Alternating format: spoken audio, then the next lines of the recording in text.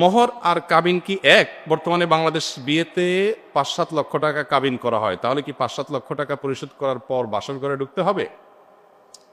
মোহর আর কাবিন প্রচলিত অর্থে অনেক লোক মোহরকেই কাবিন বলে। মোহর হলো স্বামী কর্তৃক স্ত্রীকে প্রদেয় অর্থ বিয়ে উপলক্ষে, সেটা হলো মোহর। আর কাবিন বিয়ে যে কাগজে লেখা হয়, দলিলপত্রে লেখা হয়, সেটাকে কাবিন নামা বলা হয়। কাবিন নামা।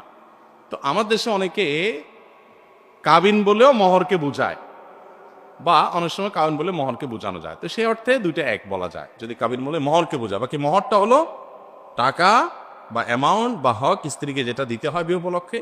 আর কাবিন নামা হলো সেই কাগজ যেটাতে কি বিয়ের চুক্তি লেখা হয়, স্বাক্ষর হয়, সেগুলো কাবিন নামা। তো অনেক সময় কাবিন বলতে মোহরকে বোঝানো হয়। অতএব সেক্ষেত্রে মোহর আর কাবিন একই জিনিস, অর্থাৎ ওই টাকাটা বোঝানো হবে। আর ৫-৭ লক্ষ টাকা হোক আর যাই হোক, মোহর যা ধার্য হবে দুই পক্ষের সম্মতিতে সেটা দিতে হবে।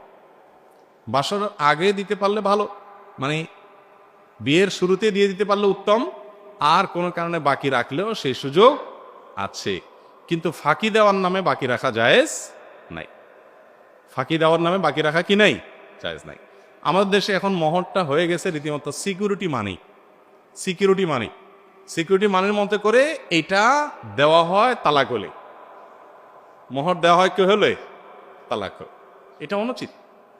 সম্ভবত ফাতেমা রাদিয়াল্লাহু তাআলা আনহা তার বিয়ের সময় আলী রাদিয়াল্লাহু তাআলার সাথে যখন বিয়ে ঠিক হয়েছে, তিনি নিজের রাসূল সাল্লাল্লাহু আলাইহি ওয়াসাল্লামের কাছে শর্ত দিয়েছেন যে আমার মোহর টাকা শোধ করার ব্যবস্থা করেন, অর্থাৎ পেমেন্ট করেন আগে।